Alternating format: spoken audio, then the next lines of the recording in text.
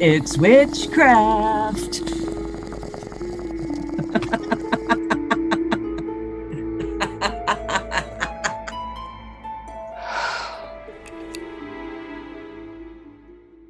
It's 4:20 a.m. somewhere, the best time for these two witches to get high on some straight fire and tell each other true-ish tales of ghostly hauntings, ghastly true crime, and ghouls that go bump in the night. Welcome to episode 51 of the Stoned Witches Hour. Representing the stickiest weed and the spookiest of spirits, I'm Laylla. And representing the ghosty ghost coast, the East Coast. Wait, who am I? Oh, wait, Shell. I'm Shell. Here we are, ghosts. Hi. Speaking of smoking fires, Shell over there is toking on some super sticky stuff. Obviously, she forgot who she was. Right? See, the problem is that when you start mixing stuff in your grinder and then you forget, and then you're like, what am I even smoking at this point? So it's like some kind of salady goodness. You do love your salads. That's true. You like to mix up little bits of everything and get super potent weed that way. Nothing wrong with a surprise. So all I can say is it's high THC and it's good and it's delicious. Fabulous. My sweet husband has gotten us something to smoke for the weekend. We got some gelato mints and LA Ooh, cake. LA cake. LA ooh. cake. LA cake. LA You're cake. are you even too high to say that? Yes. Okay.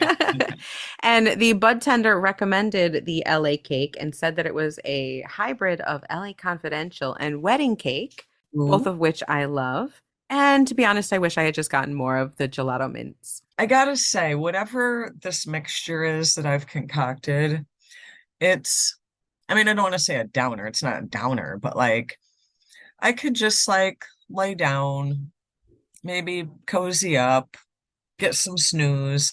I don't know if I would melt into the couch, but this is sleepy weed. Oh, you've definitely got like the sleepy thing going on. Yeah, this is not high energy weed. This is definitely sleepy weed. Still good, still high. One of the things we've talked about before on this podcast are terpenes, the different types of terpenes that are in weed.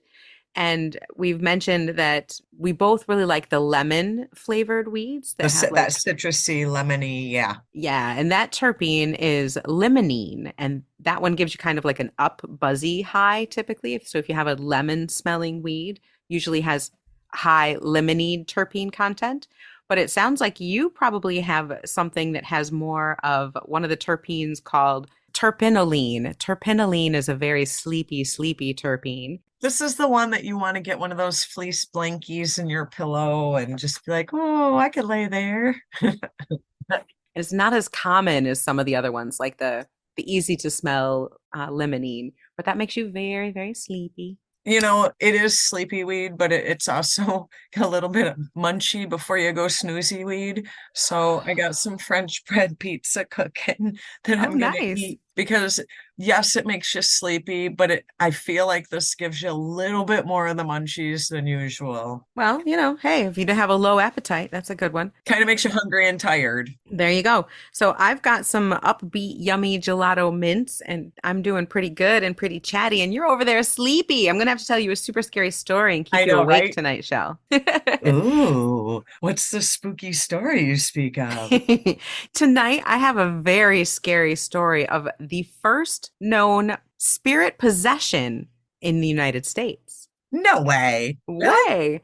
So you're going to From when? need mid 1800s. Oh, ooh, I'm intrigued. I can't wait. Yeah, so you're going to need your little pizza snack and your weed and maybe a blankie or two. Grab a teddy bear, curl up under a nightlight. I feel like I'm gonna need my pentacle for this one. Jeez. Right? So, how about you? Where are you taking us this evening? Actually, Vermont. I have been looking into there's Vermont? Nope, there's no hauntings in Vermont. Vermont is just fun and maple syrup and apple cider and skiing, right? There's no and ghosts in Vermont. No. spirits, apparitions, the Well, usual. maybe at like one of those old water wheels or something. I imagine those could be haunted in Vermont. But other than that, And then, if you really want to get me going, don't even get me started on the Sasquatch sightings in Vermont. But we're sticking to the ghosts tonight. really, there's a lot of Bigfoot in Vermont, huh? Yeah, actually, there is. Remember, the top of Vermont borders Canada. Good point. Very good point. I guess so. And that's probably all that lives in Canada. Pretty much. You know, all I saw were Hockey it's players. Sasquatches, Yeah, hockey players and Sasquatch. and they all put up Pennsylvania Dutch signs, apparently. So for our listeners in Canada, what team are you on? Are you team Hexine, team Sasquatch, or team hockey? But yeah, so I am going to talk about the New England paranormal investigators going on this ghosty trip to Vermont. So that's what we're doing. All right. Well, that sounds pretty cool. So, did you do anything for the full moon show? I know we just had the full moon recently on the 6th. I went outside and did a little howling at the moon and put some candles out there. You know, there was something about this moon. Let me tell you, it was creepy, creepy, creepy. So, Really? What was so creepy about it? okay, so the full moon was what? Friday night? Friday at 6:08. Much to my despair, Uh-oh. I had to wake up on Saturday morning, my day off, and take my sweet darling to work. I'm usually not a fan of that. And I would say we left the house around 6:30 a.m. Whoa. Not got up at 6:30 a.m., but actually left the house at 6:30 a.m.? Yeah. That is Yeah. like the ass crack of dawn. I'm pretty sure it's illegal to leave your house that early in the morning. Oh, my good giddy aunt. No, we heard about you leaving for work at 4:30 in the morning, and we have several of our listeners crying about Michelle's mishap. Lots of sympathy and lots of tears. There is a contingent that says it's her own fault. She should have gotten up and smoked that weed at 4:20 a.m. No, So you were out of the house at some ungodly time of the morning. but that's also about the time that the sun was rising. Oh, that's kind of nice. You only catch a sunrise under duress. This is not the I time when know. you I've even said that. I even you said that. have. I shouldn't be awake at this time of day. So I drive about 20 minutes away and drop him off, and I'm headed back. So it's like starting to get kind of light, but it's still like a smidgen dark. And that moon was like this weird pink and just like glowing like it was the damn sun, but it was like this silvery, weird kind of daylight. Like it was weird and eerie. I love when the moon is like that and you go outside and everything seems almost as bright as day because that full Right. moon is so, so bright. I love that. It's so magical. I can go outside and just take a couple deep breaths and just feel so connected and so soothed, I guess. It's just a nice moment. I put my tarot cards and some stones out there, and I have been doing some journaling, and I was doing that on the full moon as well. Ooh, I love that. Journaling is such a magical practice. I'm trying to do that also this year. Have a very scrapbooky journal. I'm pretty good at having like the jot journals where I like jot notes down and lists I think I want to do or plans for the future, just little things like that. It really helps me keep my ADHD a little bit more organized than normal. But this year I'm trying to do a little bit more of an intentional journal, an intentional magical journal, and actually have it be a little bit more scrapbooky and cool. Just for, Ooh, something to do. we'll have to talk about that more at a later date. We will. We also need to talk about your spell jars because I have a fabulous recycling idea that I'm starting to do. And I think this Ooh, is going to be a lot of fun. So I have these jars. You know how I like to complain about packaging. right, right, right. Well, they're in my travels. I have been to a couple, particularly in New York. They like to package their eighths in these small glass jars, either with like a wooden cork type lid or with a screw on plastic lid. And they're not that Right. big. I mean, they're bigger than your typical spell jars, but they're not too big. And I have a ton of them. Some places will take them back to recycle, but otherwise you have to take them to like a landfill and recycle them. So here's what I'm thinking. I want to make weed witch spell jars out of these Ooh, former weed jars. Put some ooh. crystals and spell parchment in there, some different things like that. And I just think they're kind of a nice size for a hefty spell. I don't know, something big, something interesting, something pretty. I think they're kind of cool. Could put some stones in there, some parchment in there. Yeah, some herbs. Like, those super, super mini tarots. You can put a tarot Yes. card in there. Mm-hmm. Yep. do a spell with a candle and put the burned wax in there for the spell. There's all sorts of things that we can do since it's a little bit larger. And so I think that might be a great way to recycle these 1/8 glass jars. I like them a lot better than the ones that are wrapped in plastic and cardboard and all that crap. But I still wasn't sure what to do with them. And I had this great idea the other day, kind of modeled after your smaller spell jars. These are just a little bigger, and I think they would look really cool. So I'll let you know how it works out. I think you should give it a go because I am all for the spell jar idea. I love it. So much fun. You can also, well, depending on who your friends and family are, give spell jars as gifts. So I love that idea. Well, we are getting to the time of the year of where you're gonna be planting the seeds to sow. So we're getting to that time of year where you might want different spell jars based on what seeds you want to sow, kind of thought process. And I can see, along with my very intentional scrapbooky journal, I can also see doing one spell jar under every full moon for a whole year.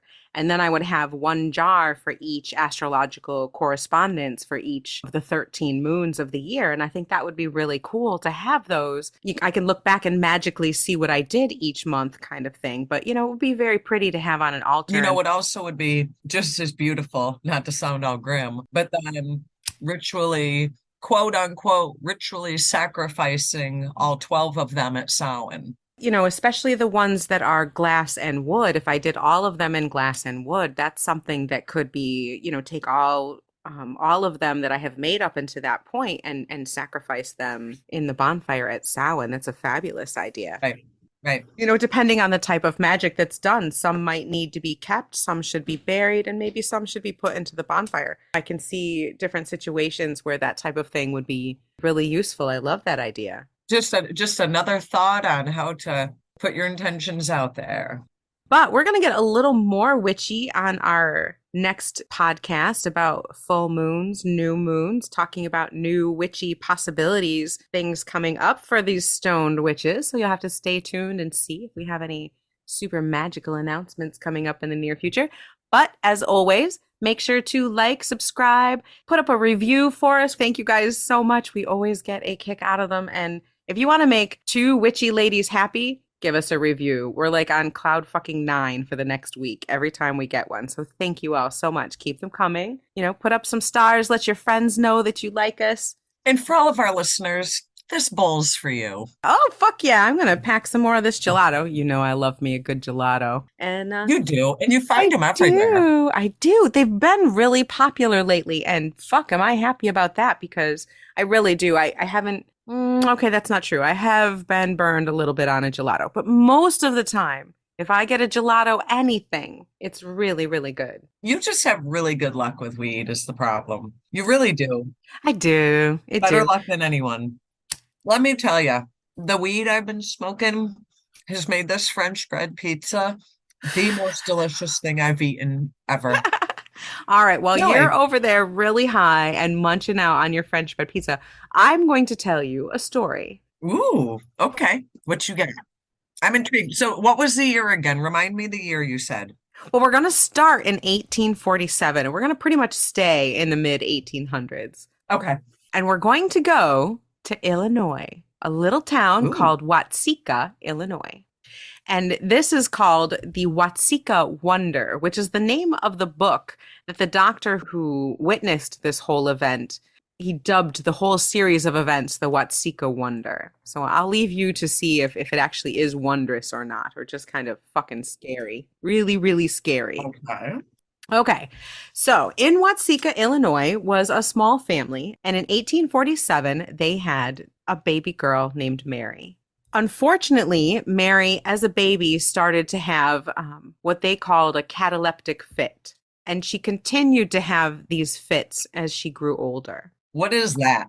It's like an epileptic fit, some type of fit where I don't know if that's exactly what it is, but the way it was described is she would basically convulse and her eyes would kind of roll back in her head. Okay. And she wouldn't exactly be there. But she would have these fits. And then when she got a little bit older, sometimes she would speak during these fits. and she would speak of people that had been deceased, and she would seem to know details of them. Oh, She would say that during these fits that she would be able to talk to angels and that she had gone to heaven and she could speak to people that were in heaven. oh, She even, now I'm not sure how this came about, but she was known to be able to read books while blindfolded. And she exhibited quite a few clairvoyant and spiritualist type tendencies. Again, she would have these trances and she would speak as if she was someone else and know details of their life that she could not have known. so they were able to corroborate what she was saying?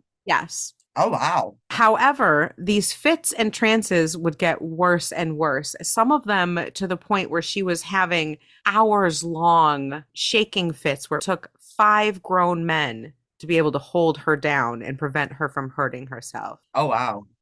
She started to hear voices and she began speaking in other languages that she had no way of knowing. The parents took their daughter to many, many doctors trying to find a cure for her because, again, although she would have these spiritualist trances and be able to speak to what she called angels and people from the other side, sometimes, most of the time, they were just these violent fits that they were very afraid were going to kill their daughter.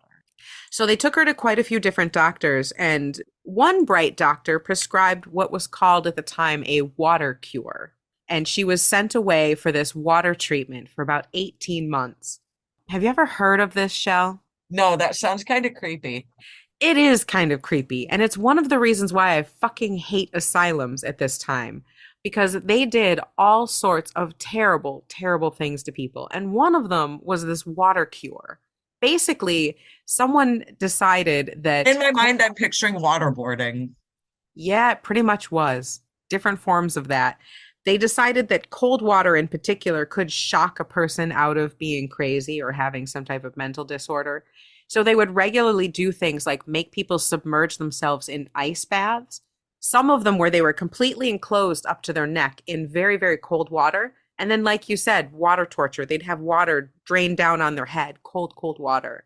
And then they'd be taken out of these baths, wrapped in wet sheets and towels, basically like mummified, and then made to lay in a bed for hours in cold, wet sheets. Ah.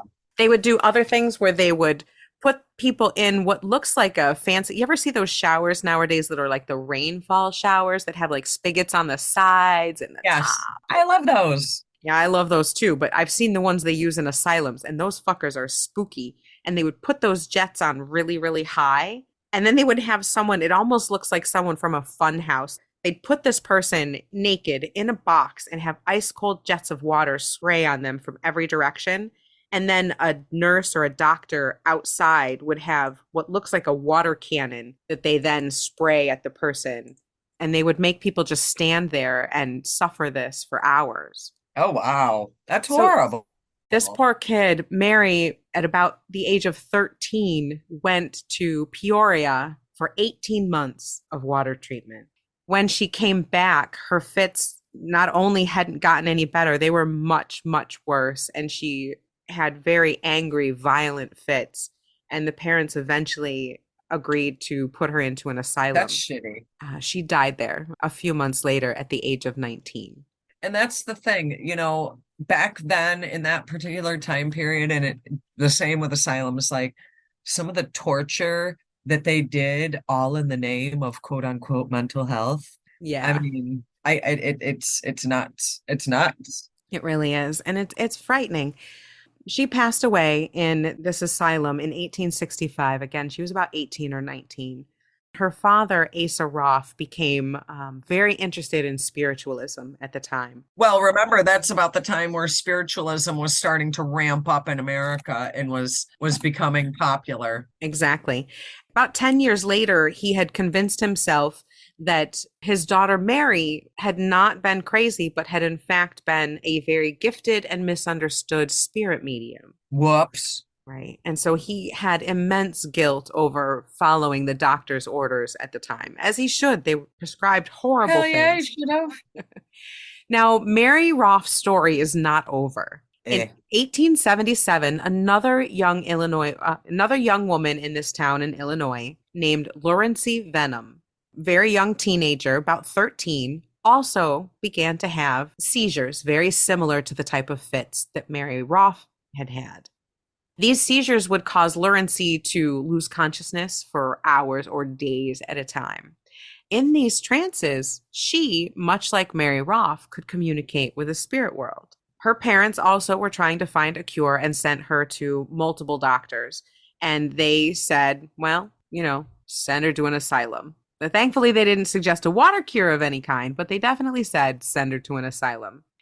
Assholes. Thankfully for Lurency, they also lived in Watseka, and Asa Roth was familiar with what was going on with Lurency venom. So before they could send Lurency away, Asa decided to visit them along with a doctor, E. Winchester Stevens, also called E.W. Stevens.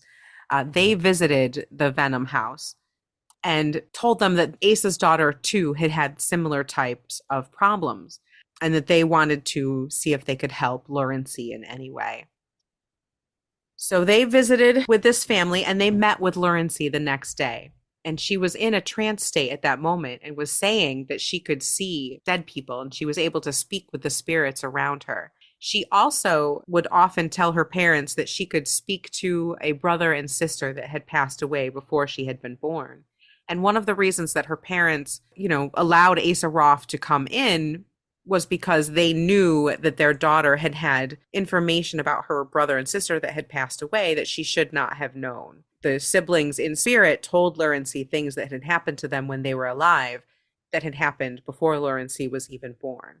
So they were kind of ready to talk to Asa about this whole spiritualist thing. Asa and E.W. Stevens went to the Venom family, and when they walked in, they saw that Lurency was kind of sitting hunched over, and her whole demeanor looked as if she was a very, very old woman. And so they asked her who she was and what her name was. And she said, "I'm Katrina Hogan." And even her voice sounded old and raspy. Oh. They asked her to tell them about her, and she said that she was a 63-year-old woman from Germany. Then, abruptly, Lurency's whole demeanor changed, and she kind of sat back. She was, sitting up. She was looking much more confident, and they asked her who she was, and she said her name was Willie Canning, and that he was a young 20-something man. And he immediately changed tactics and started asking them questions, like who they were. Did they like to drink? Did they like to smoke? What was their favorite drink? She spoke as Willie Canning for about an hour and a half and then fell back into a trance. That's so weird.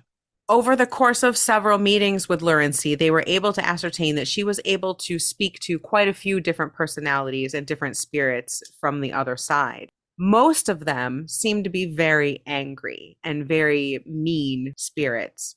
And so Dr. Stevens and Asa Roth told Lurency that maybe she could communicate with a nice spirit. It might help her, instead of being so angry and violent because of these evil people that were inhabiting her, maybe she could find a spirit that was nicer. It's not like she could pick.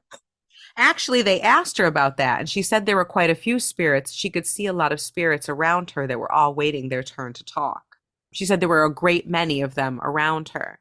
And she said that there was one woman who looked like an angel that wanted to come forward. And so they suggested that she should allow this nicer spirit to come forward and possess her instead. When she did, a calm demeanor came over Lurency, and they asked her name. And she said her name was Mary Roth. Oh. Now, Lurency was 1 year old when Mary Roth passed away. Their families didn't know each other, and they lived in different parts of town. There was no way that Lurency could have known anything about Asa Roth or his daughter Mary prior to those days of coming over. So on February 1st, 1878, Mary Roth took possession of Lurency's body and stayed in possession of her body for about 16 weeks. Oh, wow. When she sat up and said that her name was Mary Roth, she immediately recognized Asa and called him Pa. She did not recognize Lurency Venom's parents. She didn't know who they were. That doesn't necessarily mean much, you think? Lurency, prior to being taken over by Mary, Lurency had been extremely violent. She had been angry and constantly changing names and personalities. She immediately became calm and sweet and polite and did say her name was Mary and that she wanted to go home with Asa. Word of this spread immediately that this girl was saying she was Mary Roth and recognized Asa, and some people came over. A woman named Minerva Alter.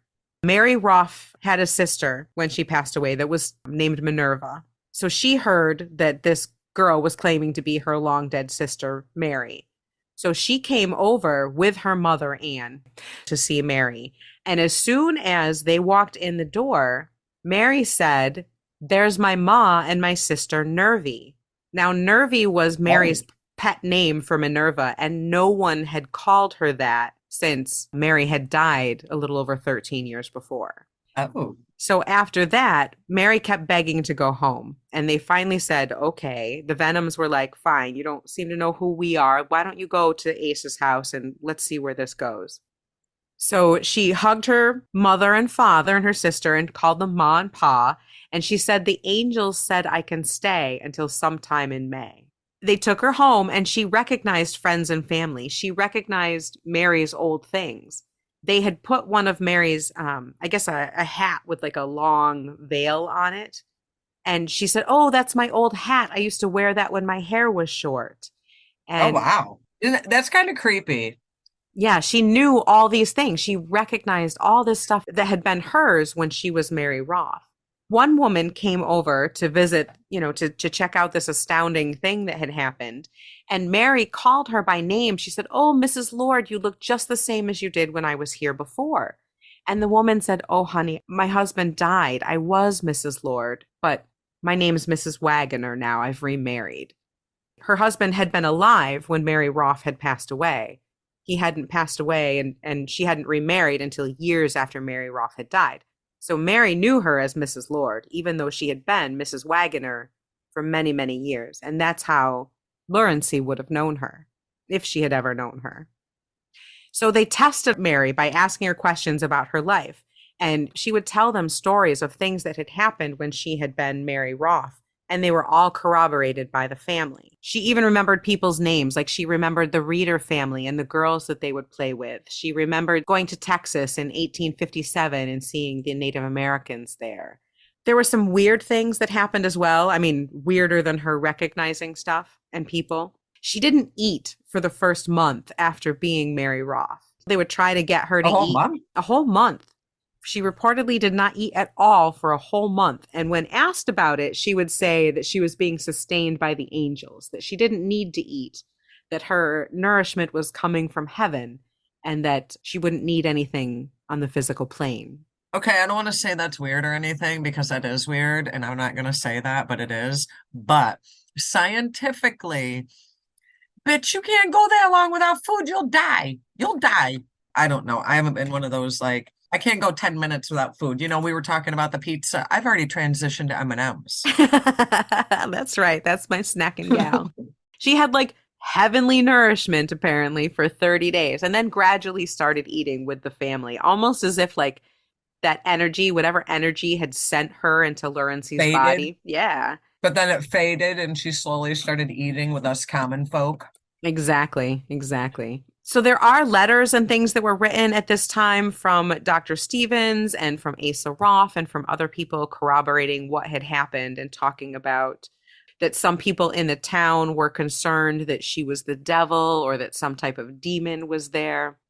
But Mary, quote unquote, Laurency as Mary seemed perfectly happy and healthy, was a very calm and polite young woman. And she recognized seemingly everything, including a box of letters and notes and trinkets that Mary Roth had put together when she was alive. Did she ever use a Ouija board? I'm just wondering because they were kind of popular back then, the spirit boards. Not that I'm aware of. No spirit board was ever done here, but she did still during this time as Mary Roth occasionally go into a mild trance and say that she was speaking to spirits. One time during one of these trances, she started speaking in a very deep male voice and said that she was a man who had lived in Tennessee and had died there years before.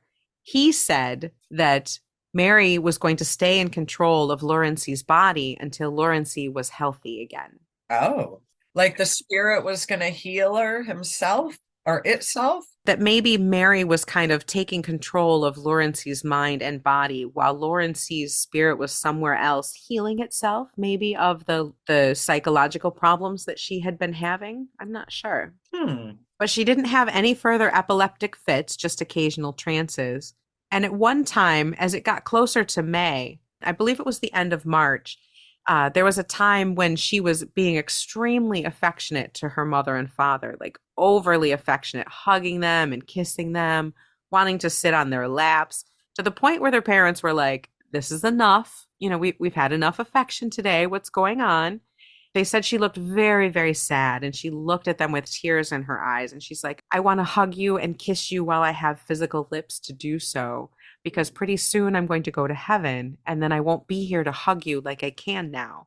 And so I want to do it as much as I can, because soon when I come visit you, you won't be able to see me anymore." That's so weird. Yeah, so she kept trying to tell them all how much she loved them. Then, on May 7th, Anne Roth went to Lawrence Venom's mother and said that Lawrence was coming back and that the personality had started to change in the child, and that Lawrence was coming back. Later that day, so on May 7th, Anne Roth went to Lawrence's mother with Lawrence and said that Lawrence was coming back. And in that moment, a change came over the child and she started crying.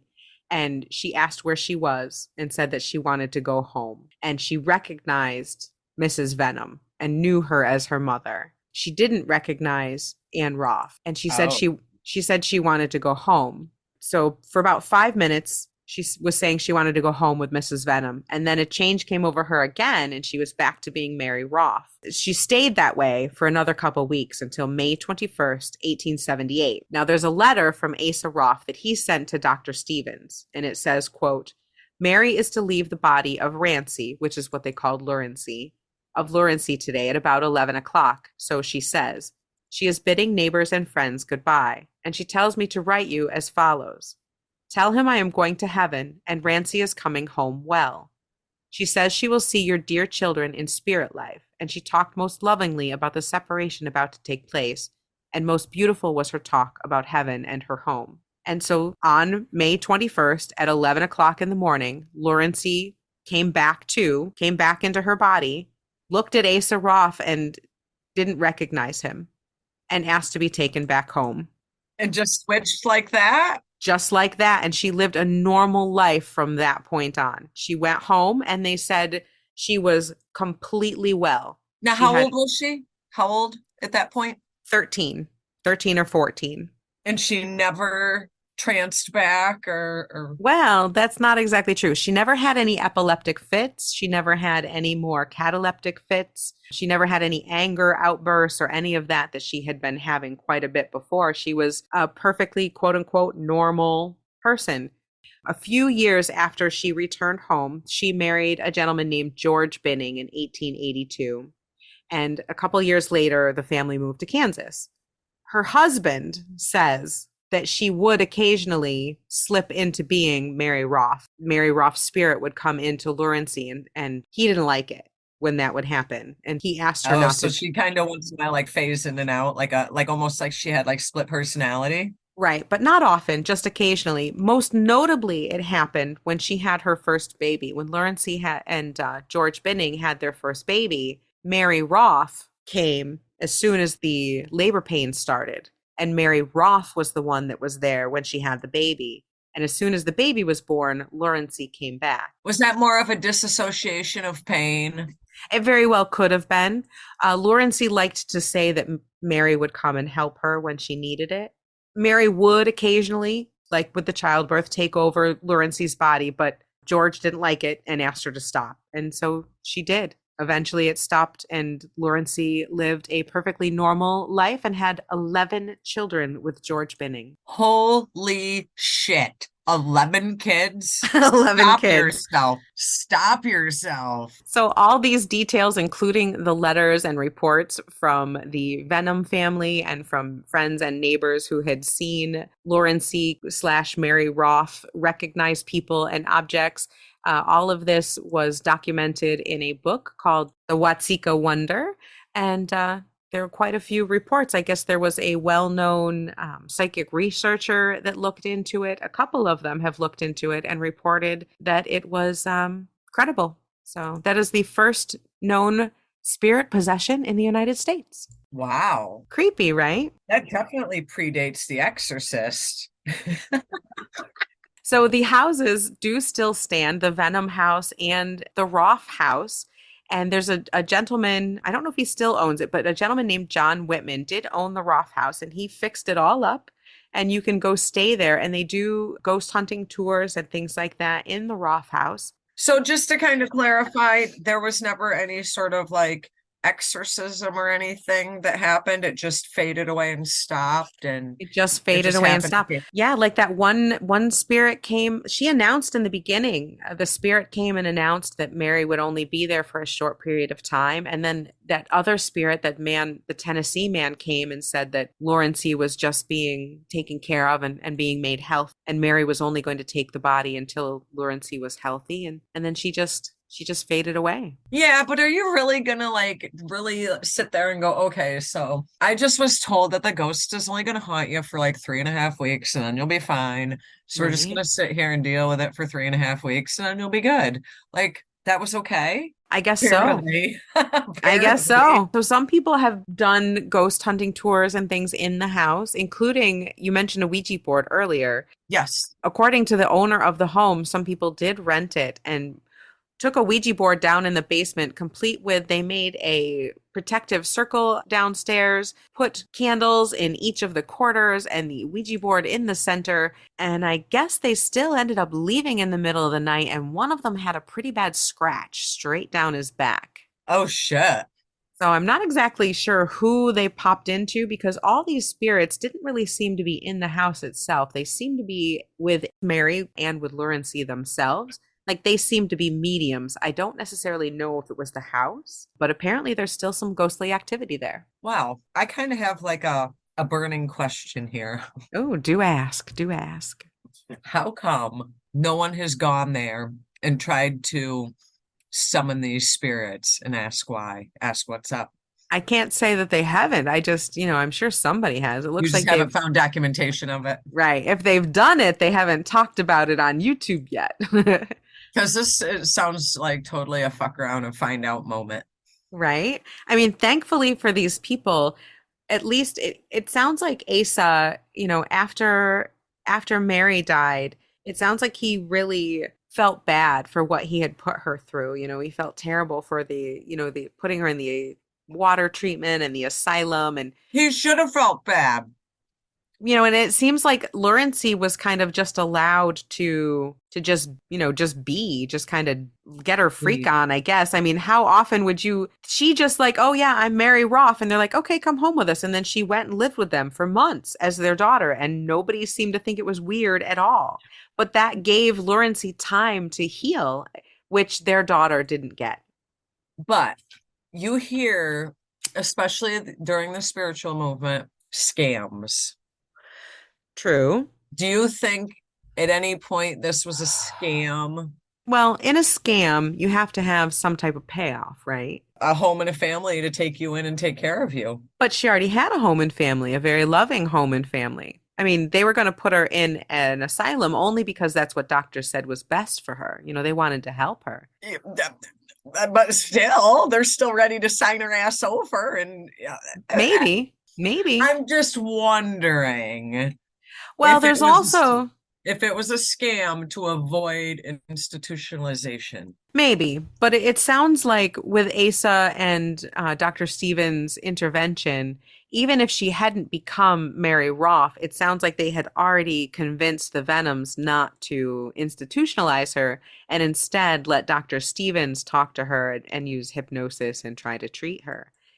Well, as someone who has studied and been certified in hypnotherapy, I was a little skeptical once I heard that Dr. Stevens had hypnotized Lawrencey Venom at one point prior to her thinking that she was Mary Roth.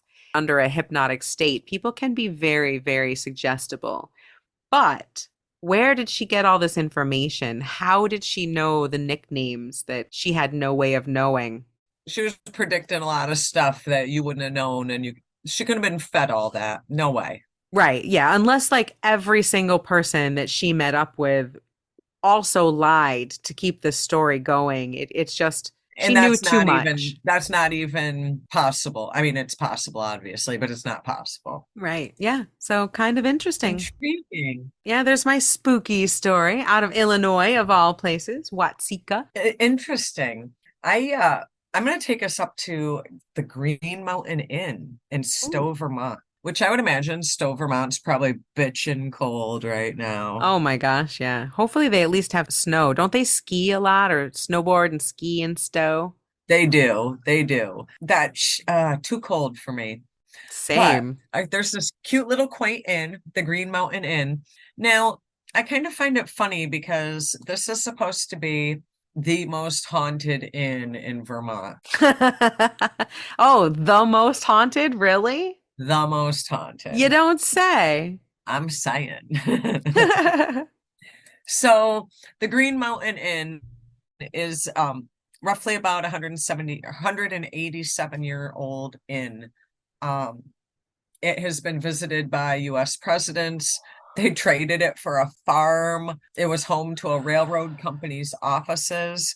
It was the site of a grand dance hall. It's had a lot of lives, apparently. It did. It was also the regular home for the Lowell Thomas broadcasts. So it's been a lot of things.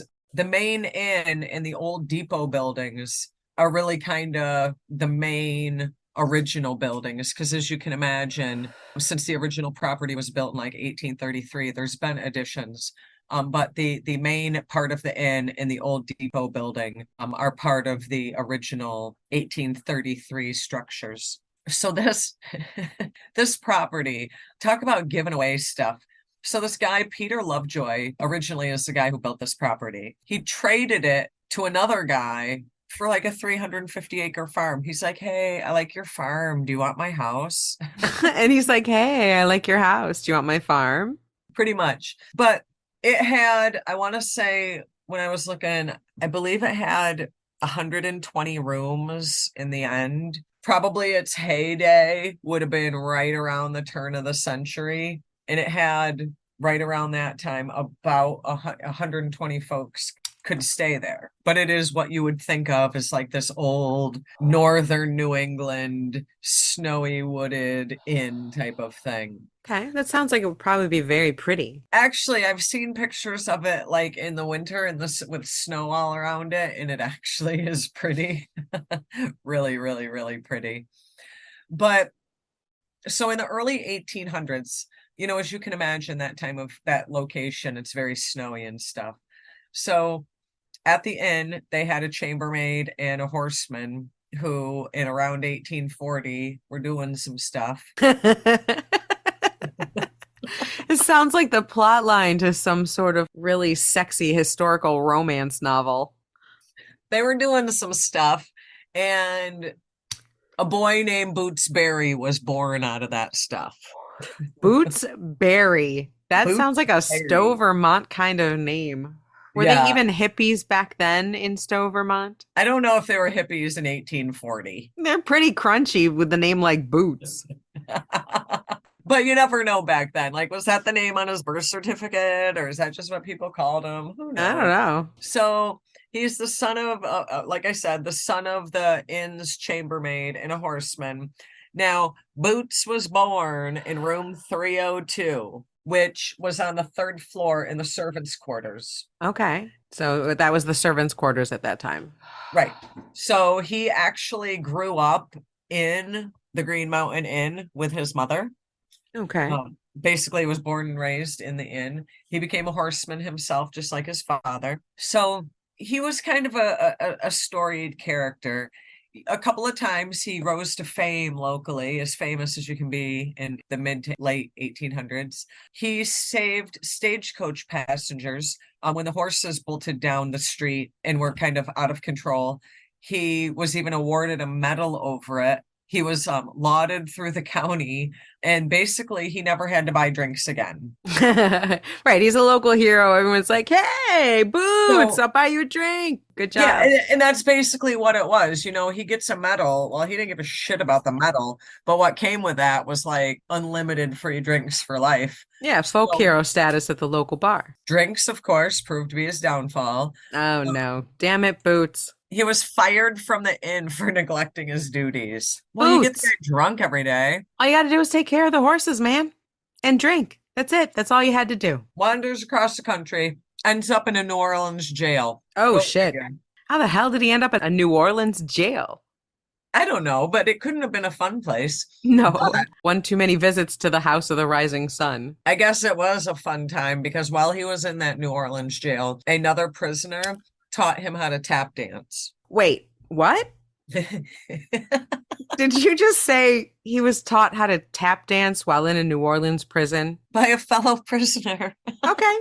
All right. That sounds very New Orleans to me. That Right. that tracks. Okay. Okay. So he eventually gets out of jail and decides to go back to Stowe, Vermont. Quite the change from New Orleans. I know. Let me go back. But now up he a knows how bit. to tap dance, so there's that. There is that. That proves to be important here in a minute. With a name like Boots, you'd think he would have been born knowing how. I know. So now fast forward, it's 1902. So he's back in Stowe, and of course it's snowing because what the fuck else happens in Stowe, Vermont? Pretty sure it snows year round in Stowe, Vermont. And there's this little girl stranded on the inn's roof How the fuck during a did she get on the snowstorm. inn's roof? Hold on, I have questions. Where are her And I'm parents? That's the thing. What do you just like send the girl up there? And the thing is I didn't find the answers to that. But I guess because okay, so Boots lived there, so he remembered that there was a secret childhood route to the rooftop. Okay. Well, if anyone would know, it'd be Boots. She was probably just dicking around, I hope. Probably looking for a place to go sledding. Yeah, right. So he takes this secret route, gets up to the roof, reaches the girl, and lo and behold, lowers her to safety. Yay, Boots, hero yet again. Hero yet again, but slips and falls to his death. No. Oh, Boots. He Boots, falls damn it. when he slips and falls to his death. He falls right above room 302, which, by The the way, room where he was that was the born. room where he was born. Oh, tragic end So, for Boots, the tap dancing guess who love. tap dances across the roof every night? Really? Well, that's kind of Especially, rude. especially during snowstorms. Okay, well, you know. Wow. Wow. So he saved the little girl and fell to his death. Right. And now he Now, entertains guests by tap dancing across the roof during snowstorms. so there's this paranormal investigating group that goes there. Because again, let's go back to most famous haunted inn in Vermont. The most famous in Vermont. You know those oh shit, now I can't think of what they're called. The heat sensing cameras. Yeah, heat sensing cameras. Oh, I thought they had a name. I don't know. I don't think they do. Thermal imaging cameras. They're there with their thermal imaging cameras, and they have their EVP stuff and all their jazz for ghost hunting, and they start hearing the tap dancing on the roof. I guess it's pretty distinctive. There isn't a soul that's been there that hasn't heard it. Can't be disputed. It's there. Get over it. They take their thermal camera and point it up, and you can almost see almost what looks like the outline of freaking footprints. No, you're shitting me. Like you can And see the warmth from his feet as he dances across the roof in the thermal imaging camera? Oh my but they also God. had a guy outside. They also had a guy outside, like facing where you could see the roof of the inn. At And the same time they're doing the camera? you can see the people in the window doing it, and you can see that there's nothing on the roof above them. No fucking way. That's But when you awesome. look at the footage, it's almost like you can see these little faint outlines that look like feet. No shit. So it's like you can see his freaking feet glowing up on there. Wow. Damn.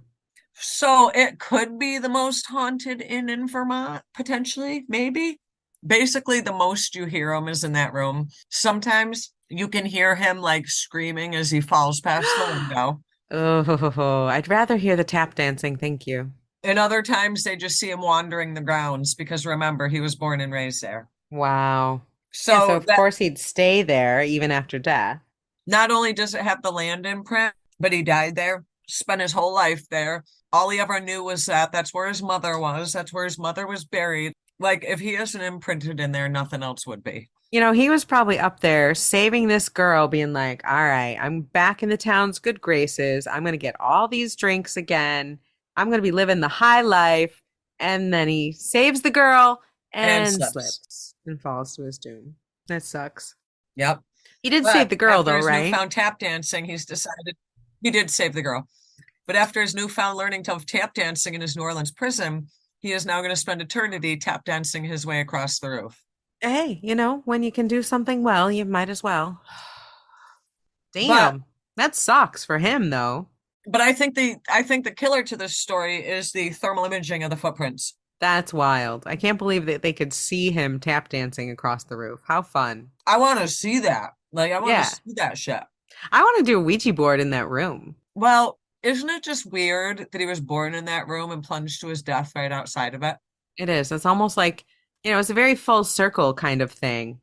It's interesting. He was caught in the Conceived. loop. Yeah, he was conceived, born, and now he's dead there. So that poor guy had no chance. He was gonna be stuck there. Right, right. So this guy's in it for the long haul. He is there until the end of time and all of eternity. So I think we should go up there sometime. I want a camera. I want to see his footprints. I do too. That How would be fun would pretty that be? interesting. Wow. So that's my story from chilly, snowy Stowe, Vermont. Yeah. Green So Mountain Inn. I guess they have a pretty loud ghost there, huh? Well, if they're gonna call it the most haunted inn in Vermont, at least I got the thermal imaging to back it up. There's at least that. It doesn't have a very high bar for the most haunted. I guess not, but state Hey, to state, what can you say? right? Well, Hey. remember, Vermont is where I did that story. I don't remember what episode it was, but I did that story on Emily's Bridge, one of Oh, the haunted yeah, bridges. That was also in Vermont. that's So true. there are some spectacular places in Vermont, but like I said, I was kind of captivated by the thermal imaging I piece think of that's this. pretty fascinating. I Yeah. really love all these different tools that ghost hunters use. I know we've talked about it in a couple different episodes, and I'm trying to gather together some tools of my own so that when we go do ghost hunting, we for sure need to have a thermal imaging camera of some sort. Because, I'm actually wondering if there's an app you can download. I feel like there's an app for everything. I wonder if there's a thermal imaging app. I'll have well, I to look. know that they have some spirit box apps and things like that, but Right. I just don't know if it feels authentic to me. It just those feel gimmicky to me. So if anyone out there has used an app for ghost hunting and had success with it, please let me know because a lot of this stuff is a little expensive, but I really want to try a few. I'd like to have at least a few things if, when we get to do our little hippie van ghosty tour of the United States show, we need to have a few of these tools in our tool belt. So let us know about your tools, listeners. Email us, thestonedwitches@gmail.com. Now, I know, Shell, you have had a spooky experience that you've talked about on this podcast before with a thermal imaging camera that caught a ghost. Have there been any other tools that you have used in the past that have really freaked you out? I actually borrowed one time one of those EVP things. You don't realize that this electromagnetic energy is there until you got this thing screaming in your hand. It kind of put a little bit of the reality into it. Yeah. Two of the ones that I really like myself is I love dowsing rods. I have used dowsing rods in the past to find buried electrical lines, buried sewer lines, and also water. But they're also really good to use to find spirit energy in different places. And so walking around with different types of dowsing rods, it's one of the freakiest feelings when those dowsing rods move and they just move on their own. It's very, very strange feeling. And the other one I like is super simple, and I think I've mentioned it before, is the flashlights. Like you take those shitty flashlights that you put the two big D batteries in Yep, and yep. you and you unscrew it till it's just barely on, and then you just set it on something and walk away. And then you ask your questions in yes and no format, like if anyone is here, turn off the light. Or, if you have something to Flash, say. flash, Yeah. And then they turn off and on. flash. I love those. Those, like, I can't wait to try that myself. I've also done silly things like, I've taped a pencil, taped it to a table, stuck the point in like a piece of paper that was round and would see if I could get like a quote unquote ghost to spin my paper. Yes. Little things to try to gain contact. I've just had something as simple as what do you call those things? Wind chime. Make the wind chime chime. If you're inside, there isn't any wind. So if it's chiming, something's making it chime. Things like that. But that little EVP box, that was probably the most eye-opening because I was like, holy shit, it's picking up something. I think those are fun. But I would love a thermal camera. I would love a thermal camera. I would walk around the streets of Salem with that damn thermal camera. Now that would be a place to go walking around with some ghost hunting equipment, right? I think every single street corner in that area. Much. You're just surrounded by ghosts everywhere out there. We will definitely have to look into finding a ghost hunter and see if we can get someone on air so that we can interview them for the podcast. But for any of you ghost hunters out there, we want to talk to you. So drop us a line, email us, hit us up on the old Insta. As usual, thank you all so much for joining us on the Stoned Witches Hour. We love you guys. We love all your comments. Give us a like, give us a subscribe, shoot us an email, send us a DM on Instagram. Let's be real. Give us a love and a 5-star. We're being real here. 5 stars. Give us the love. Maybe you will get lucky like our friend Darlene, who got to come on and hang out and smoke with us and tell us some ghosty stories. And we got to have a nice little sesh with her and her friend. So yeah, shoot us a line. Maybe you also will get lucky and get a tarot reading on the Stoned Witches Hour. The next one could be you. So yeah, thank you so much for joining us for episode 51. We will see you next week on Wednesday at 4:20 a.m. for episode 52 of the Stoned Witches Hour. See ya. Stay high, stay happy.